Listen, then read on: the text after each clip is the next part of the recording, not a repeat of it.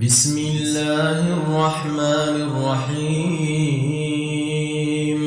تبارك الذي بيده الملك وهو على كل شيء قدير الذي خلق الموت والحياة ليبلوكم أيكم أحسن عملا وهو العزيز الغفور الذي خلق 7 سماوات طباقا ما ترى في خلق الرحمن من تفاوت فارجع البصر هل ترى من فطور ثم ارجع البصر كرتين ينقلب إليك البصر خاسئا وهو حسير ولقد زينا السماء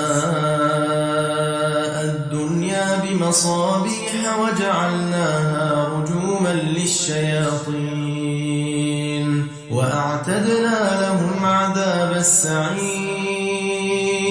وللذين كفروا بربهم عذاب جهنم وبئس المصير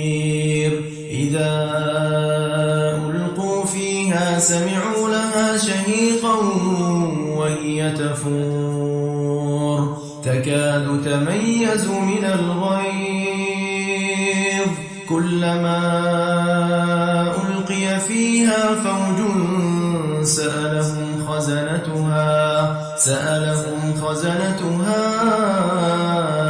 ألم يأتكم نذير قالوا بلى قد جاءنا نذير فكذبنا وقلنا ما نزل الله من شيء إن أنتم إلا في ضلال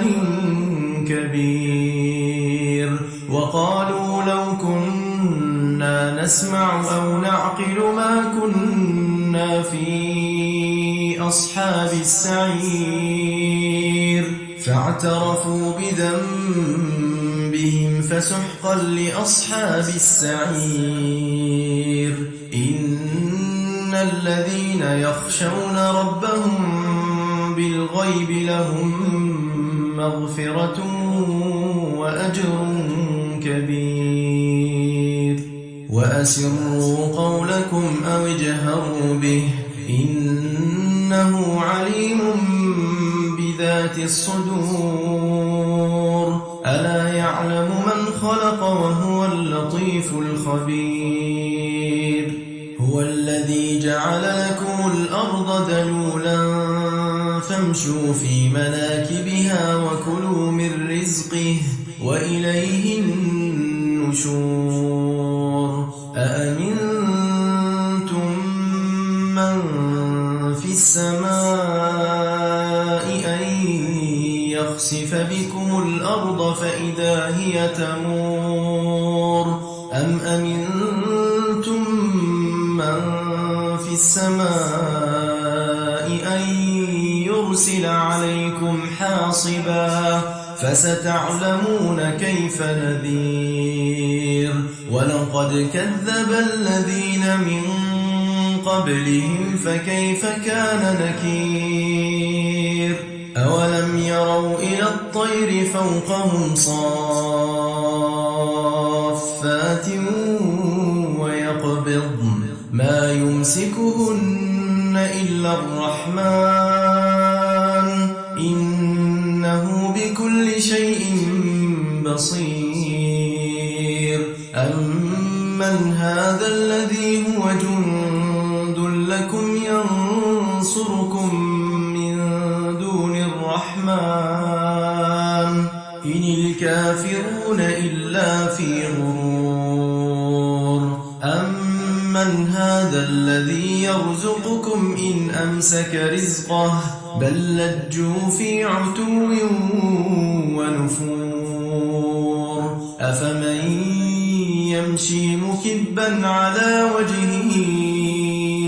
أهدى أمن يمشي سويا على صراط مستقيم قل هو الذي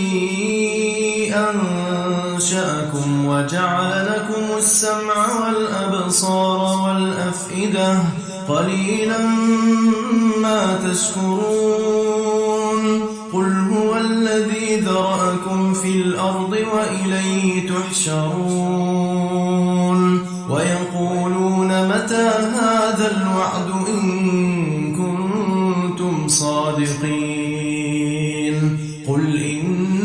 إنما العلم عند الله وإنما أنا نذير مبين فلما رأوه زلفة سيئت وجوه الذين كفروا وقيل هذا الذي كنتم به تدعون قل أرأيتم إن أهلكني الله ومن معي أو رحمنا فمن يجير الكافرين من عذاب أليم قل هو الرحمن آمنا به وعليه توكلنا فستعلمون من هو في ضلال مبين قل أرأيتم إن أصبح ماؤكم غورا فمن يأتيكم